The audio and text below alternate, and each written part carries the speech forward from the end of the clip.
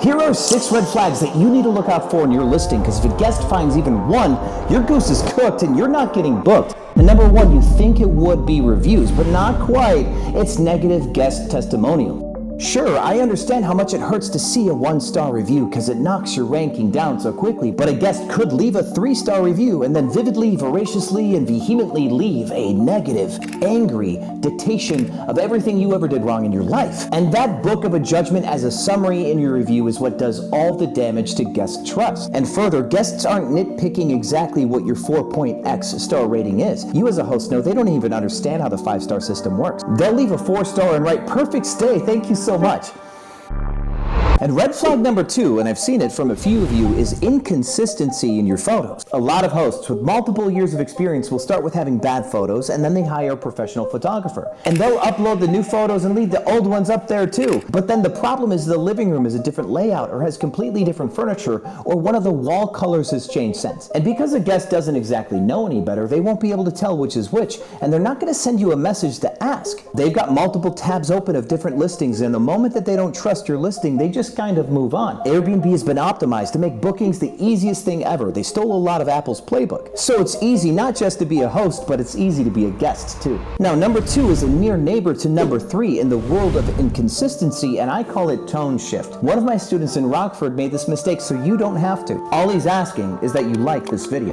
So in Rockford, Illinois, he's got a beautiful 4 or 5 bedroom house that's exciting something something in the title. And then he's got arcade games, like a lot of arcade games, even the ones where you drive. And it's a beautiful place and it's super fun. He made so much money that he picked up multiple more houses.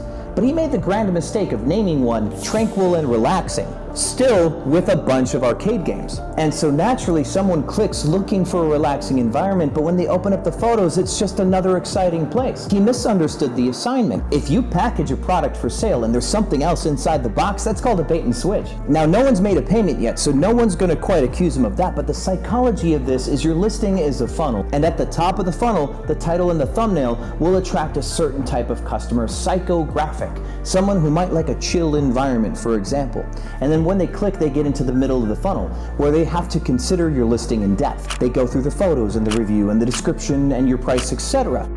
The product has to be the same product that they clicked on. If a person clicks on a listing that claims to be a secluded cabin by the lake, and then when the listing loads, it's a downtown Miami high-rise condo, they're going to be a little confused, and of course, they're not getting what they want, so they're just going to leave. But customers are sensitive to this, so even the slightest tone shift creates more distrust. And this is the part where I think you should write down the word trust. It's a big deal in these 6 red flags. Because another thing that guests do not trust is when something is just too good to be true. And this can happen with your price, when it just goes too low for what people expect your listing to go for. Now, we've all been there. We have open bookings last minute, we drop our rates to try to get a booking. But a really nice house that's listed for $90 a night looks more like a phishing scam. And yes, Airbnb has a phishing scam problem. People will make fake listings and then they'll drop the rates to try to get people to book, and then they'll do some 3-card Monty with the bank accounts and ride off into the sunset with somebody else's money. And this is why Airbnb's changed their chargeback policy and have also written in the right to withhold money if they find that transactions or hosts seem like they might be high risk. So if you're looking for a solution to this, to make more money without losing trust, and you have a 4-bedroom house or larger, you can do something called a split strategy.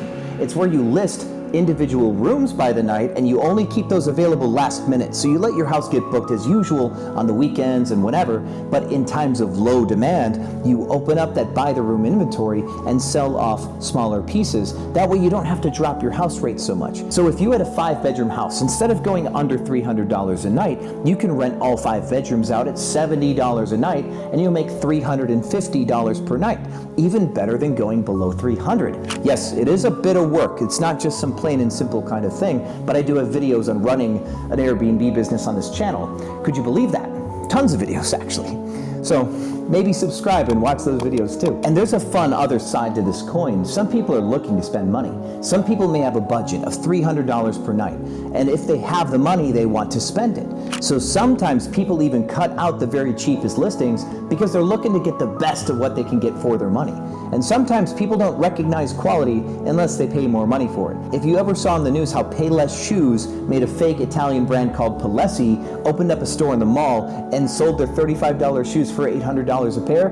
Influencers bought them. Yes, people just want to spend more money sometimes. So yeah, I have a whole video on raising your prices strategically. Watch that video when you find the time. Now, number 5 leads to number 6, and I think number 6 will bend your brain. So let's come in easy with number 5. Imagine you clicked a listing, and then you found out that there's like no furniture, right? There's just like a couch, not even a coffee table, no end table, TV doesn't have anything under, just like a TV wall mounted and a couch.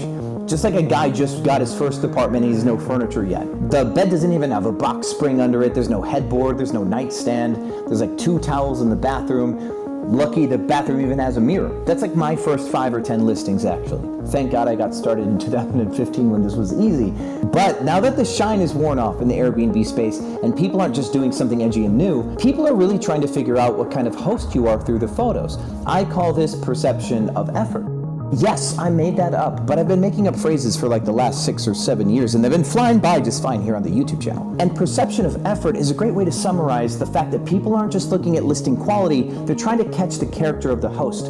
Is the host an investor? Is the host a small host? Somebody who's like more empathetic, who loves what they do? This is an important factor because people know that stuff can go wrong during a stay, and if a house is poorly furnished, that just says, hey, I don't even know how to make a house a home. Level 1 done. That's a big red flag. People just get out of the way. But this goes so much deeper, and that's why there is a number 6. Perception of effort includes whether or not there's books on the coffee table, or if you have books on any shelves, or any knickknacks on shelves, or if you have lamps, or if you have plants, or a stand-up mirror, or a makeup station.